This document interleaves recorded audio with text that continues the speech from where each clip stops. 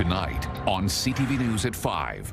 We started to get worried when they started saying they started canceling flights today. Plans on standby. Travelers scramble as an Air Canada strike looms. Oh, wow. Look at that. That is old school. Chilling with Marshy, Brad Marchand causes a blizzard of activity on Miracle Treat Day. Showers and thunderstorms crossing the region tonight as a front moves through. Live from the Maritimes News Center, this is CTV News at 5. Good evening and welcome to CTV News at 5. I'm Maria Pano-Pellis. Thank you for joining us. First at 5 tonight, up in the air. That is how many travelers feel about their plans as more than 10,000 Air Canada flight attendants prepare to hit the picket line. The airline has already started canceling flights and will ground all of them by Saturday if a deal isn't reached. In the meantime, as CTV's Vanessa Wright shows us, passengers are feeling some serious turbulence. Vanessa. Well, Maria, to say that travelers are nervous is an understatement. Frustration, rather, has been building as the airline continues to cancel flights even hours before takeoff. But while Air Canada seems to be working on quick solutions for their travelers, not everyone has been so lucky. It's been a long day for Stuart Charenfant. He was supposed to be en route to the Bahamas, but is stuck in Halifax instead. He only found out this morning his Air Canada flight was canceled just hours before departure. When you got that email, what were you thinking? This can't be happening, right? Because it really took a lot for me to plan this trip. I'm actually heading home for a funeral. It comes in the midst of a contentious dispute between Air Canada and the union representing more than 10,000 flight attendants. Both sides have been negotiating a deal, but progress has stalled as the union stands their ground on issues like wages and unpaid work, leaving travelers stuck in the middle. We started to get worried when they started saying they started canceling flights today. Air Canada says it's actively working to reschedule tickets with other airlines, including competitors, a relief for some at Halifax's International Airport. I got here and was told my flight was cancelled, and they got me rebooked very quickly, going through the US instead, and actually getting me in half an hour earlier than my original flight was scheduled to land. The flight is on its way from Toronto, so we're assuming it's going to go back to Toronto today, so we're happy. But the airline says their capacity to rebook will be very limited. As such, advocates encourage passengers to know their rights. The principle is wait until the flight is cancelled. Don't jump the gun. Give Air Canada one chance to rebook you in accordance with the law. And if they don't, the air passenger rights advocate says to book a flight with another airline and send Air Canada the bill. If they refuse it, give them 30 days to pay up. If they don't pay, serve them with small claims court papers. Don't go to the federal government. The Canadian Transportation Agency is not going to help, and they are swamped with 87,000 complaints. Small claims court is your best friend.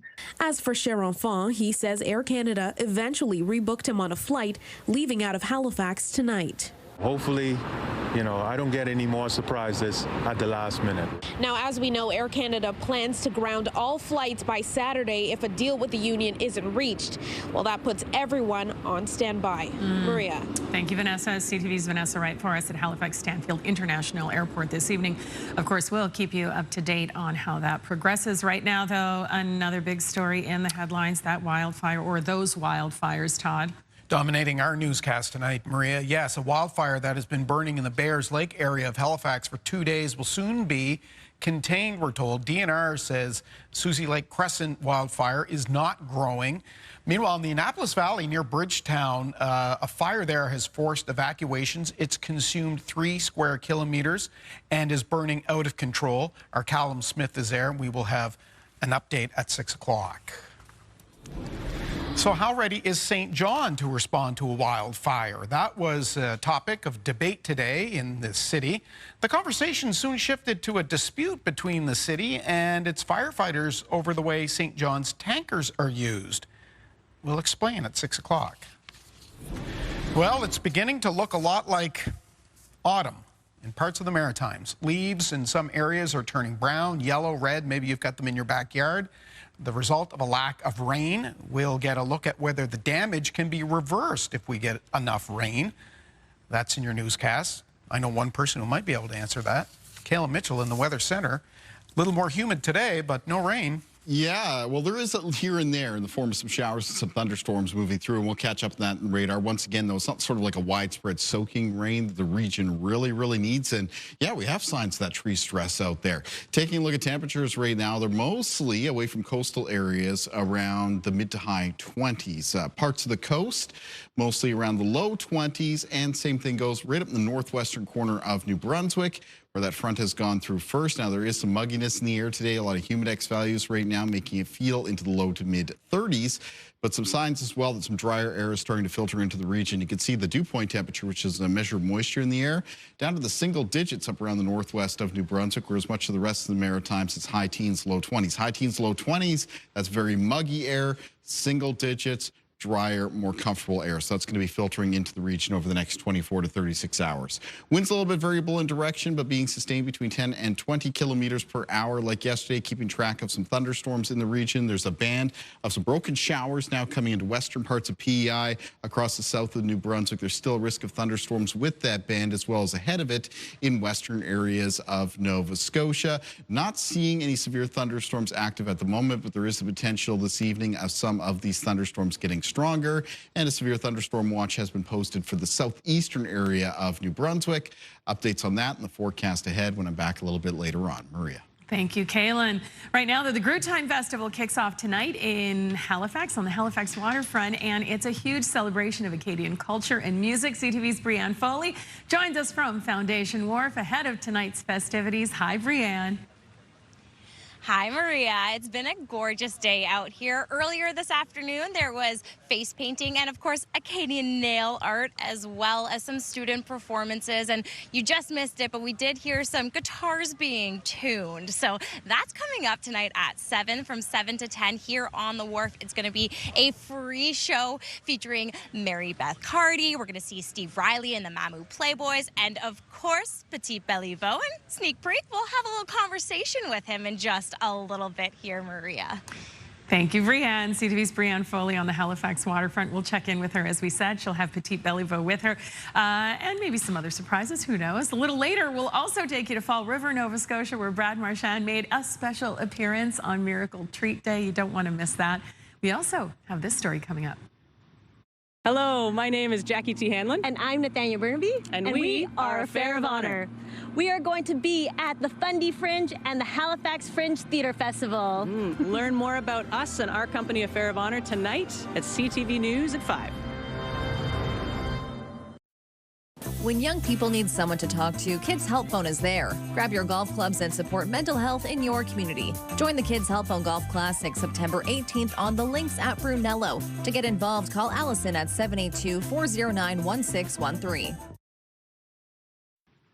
Welcome back. The Grue Time Festival is centered around National Acadian Day, which is tomorrow, but it's such a big event. The celebration starts tonight on the Halifax waterfront, and that's exactly where we find CTV's Brianne Foley with one of the evening's headliners. Hi, Brianne. Hi, Maria. Vive l'Acadie. That was right? Yes. Crushed it. Of course, we are joined by Petit Belliveau. Thank you so much for taking some time to chat with us today. Thank you for having me live on CTV, making the big times. I've been watching it since I was a yee lad, and now I'm on it. Look at me, Mom. I'm on CTV News. Bruce Frisco. He will be on later. Okay, what makes being a part of this festival so exciting for you? I mean, every festival is exciting. We love to make music. We love to play. Here's in Halifax. Everyone gets to come for free on the harborfront. Not far from Cow's Ice Cream. I get to play music. I mean, is there anything better than that, you know? Absolutely. And what kind of music can people expect from you tonight? And can they enjoy it if they don't speak or understand French? I mean, we play in Halifax, Toronto, English cities quite often, and we find that it works pretty good. I mean, our music is a little bit bilingual anyway. There's a lot of English within it. But at the end of the day, most people we find are pretty open to that type of stuff. I mean, some people are going to be closed to that type of stuff, but the people that bother to come here, they'll like it. I'm sure about that. We saw people listening earlier to sound check. What does it mean to just be a part of this community and bring your music here for Acadia Day? I guess for us, Acadian Day in general is just about making noise so that people don't forget, you know. We're still there, we're still annoying, we're still stubborn, and it's not going to change anytime soon. So if people want tonight, they can come see you from 7 to 10, but they can also catch you tomorrow. Where's that? Yeah, tomorrow we're playing in Baie-Sainte-Marie, back home in our hometown for the Festival Acadian, and in Church Point, right at the university. Be there or be square. How has it been this past year? You're currently on tour, obviously taking a little break to celebrate your roots, but how's this year been? It's been great. I mean, this is my second year that I've been booking all the shows myself, and it's been going really good. We get to choose the dates we want in the order we want, and it's been great. Celebrating your Acadian culture, why is that so important for you personally to continue? I don't know to what degree it's like really a part of my whole project. Like, if I have that secondary effect, that's great, but like I don't want to, there's other people that really, that's their real job and their real mission, and I don't want to like disrespect their work. At the end of the day, I am Acadian, so it's natural for me to sing this way, and it's natural for me to express parts of my life in my music, but there's a lot of more people that are taking it to the next level, and I wouldn't want to lie and say that that's what I'm doing, you know. If it has that effect, great, but it's not my mission, you know. All right, so what can people expect tonight from you? That we're just going to be having a great time. We're going to be jumping and hooting and hollering, and it's just going to be a great Haligonian night. What's that, Maria? Maria? Okay. Yeah, I got a direct line with Maria, and she's saying that T. Belleville is threatening if all of Halifax does not come here tonight. Yeah, what? Yeah. If all of Halifax doesn't come here tonight, T. Belleville is threatening to purchase the Harbor Hopper. He's going to rename it the T. Belleville Hopper. 24/7, every day, he's going to go and he's going to put a big PA on it. He's going to blast music, annoying music all day long. He's not even going to take Christmas off. He's not even going to take Easter off. I'm talking 24/7. So you better be here, all of Halifax. And I'm talking Dartmouth. I'm talking all HRM. I'm talking every one of you. You got to be here or else. Be here or be square, Maria. Kaylin, I hope the weather holds up for that. I did. I don't know how he got that message across so quickly. I was right here. I can vouch. That's exactly what Maria said. But I gotta say, Petit Belleville Harbor Hopper has a nice ring to it as well. Don't miss it tonight from 7 to 10 on Foundation Wharf, Halifax Waterfront. Yeah. Petit Belleville, definitely going to be a crowd pleaser. How fun! Could you not want to amazing. Go see that show? Thank you for watching. We love you. You're amazing. And hi to your mom too. Yes. All right, and we do have decent concert weather tonight. There is still a chance for shower tonight. That's okay. That's okay. Yeah. Of a shower, right? And it's cloudier now because we do have that front that's on approach, and it kind of snugged up the cloud cover, kept it closer towards the coastline today. As we can see, looking out here over some overcast skies in Dartmouth. I will have more on the forecast after the break. Welcome back to CTV News at 5. So, Kaylin, if you weren't already a big fan of Petit Belleville, you probably are now after seeing him in our last segment. But we have to say, Suzette Belleville, our own Suzette Belleville, just popped into the newsroom and she said, wasn't he great? And we were like, he's fabulous. Is he related to you? And she said, well, maybe far back. But yeah, because he's from the Clare region of Nova Scotia. So, you know, I was getting the same sort of level of energy between the two of those. Yes. Excellent presenters, very engaging. How fun. It's going to be a time. Vive l'Acadie. All right, Kaylin, give us the hopefully good news in the Weather Center. Yeah, so I'm keeping track of some showers and some thunderstorms in the region. They did have a few showers in the vicinity of the southeast of New Brunswick. That's what we're looking at here now. We're looking at an apple orchard in Irishtown. They'll take any precipitation they can get there. And many other parts of the Maritimes could do without the lightning, but there is some of that present. Taking a look at our weather systems map, it is a cold front that has triggered this scattered band of showers and thunderstorms. It's going to continue to make its way eastward across the Maritimes as we move through this evening and tonight. Now, the highest risk of thunderstorms at this hour is in a few areas. It's in the west of Prince Edward Island, parts of the south of New Brunswick. There's still a severe thunderstorm watch there. And in the western areas of Nova Scotia, there's been a little bit of a thunderstorm that has developed just around northern areas of the Annapolis Valley. It is possible that lightning over the last couple of days was the ignition source for the wildfire ongoing in parts of the southwest of Nova Scotia. Taking a look at our forecast timeline as we make our way through this evening and tonight, the risk of thunderstorms as we move later into the evening is going to shift across Prince Edward Island and into Nova Scotia. And for Nova Scotia, there'll be a risk of thunderstorms for central and eastern parts of the province into the early morning hours of Friday before that front clears off the Atlantic coastline. Now, in behind that, it's high pressure returning. So more sunshine in the forecast for Friday, though temperatures are going to be milder compared to much of this week, and humidity is going to be lower. So little bit more of a comfortable feel to the air. Looking at fairly clear conditions Friday evening and Friday night, and then it looks like a sunny start to the weekend. Taking a look at winds in the forecast, there'll be a change in the wind direction as this front moves through, with the wind becoming northerly. And it'll be sustained tomorrow, 10 to 20 kilometers per hour, with some gusts between 20 and 40. Low temperatures in the forecast for tonight, they're still on the warmer side for much of Nova Scotia, Prince Edward Island, and parts of the south of New Brunswick, 14 to 19 degrees. Low temperatures get a little bit, I don't want to use the word cooler, but a little bit more seasonable across northern half of New Brunswick, where they'll fall into a range of around 9 to 13 degrees. Then highs in the forecast for tomorrow for New Brunswick, mostly between 24 and 26, but with much lower humidity.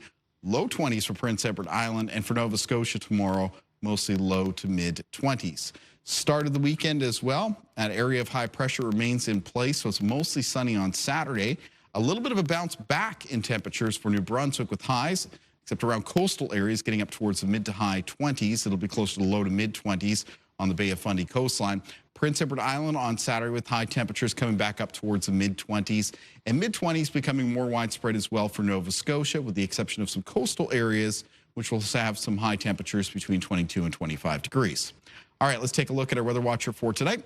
And tonight's weather watcher is 8-year-old Kinsley Driscoll from Charlottetown, Prince Edward Island. Kinsley has sent us a drawing of a sunny day with some butterflies coming down to rest on the flowers. Thank you, Kinsley. It's a very nice drawing.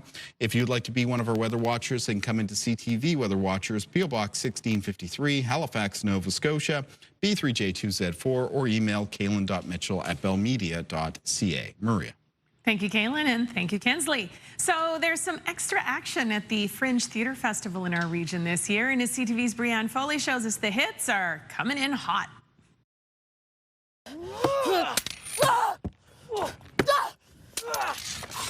Wanted more opportunities in stage combat. We couldn't really find any plays that had a lot of roles, exciting roles for women.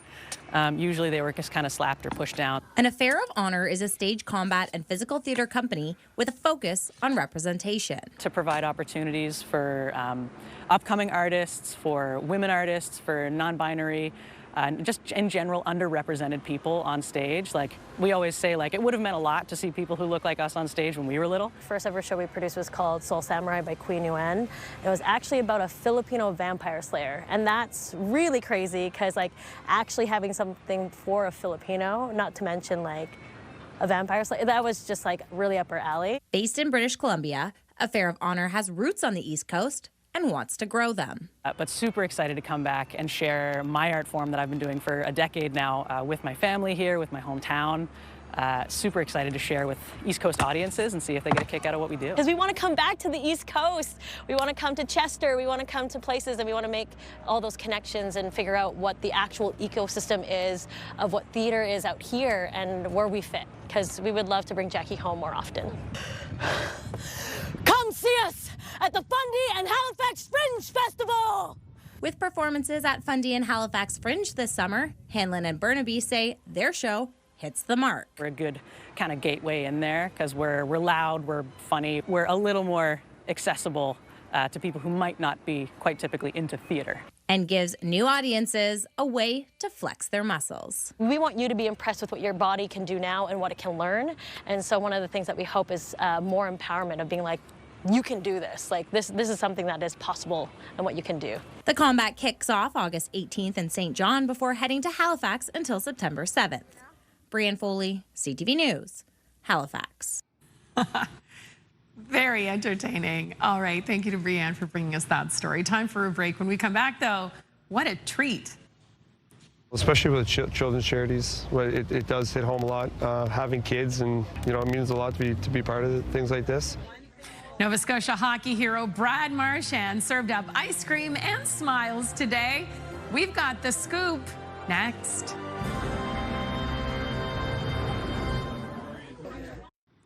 Welcome back. Two-time Stanley Cup champ and hometown hockey hero Brad Marchand made a special appearance in Fall River, Nova Scotia for Miracle Treat Day, where proceeds from Blizzard purchases will be donated to the IWK. As CTV's Mike Lamb shows us, Marshy really showed up for the kids today.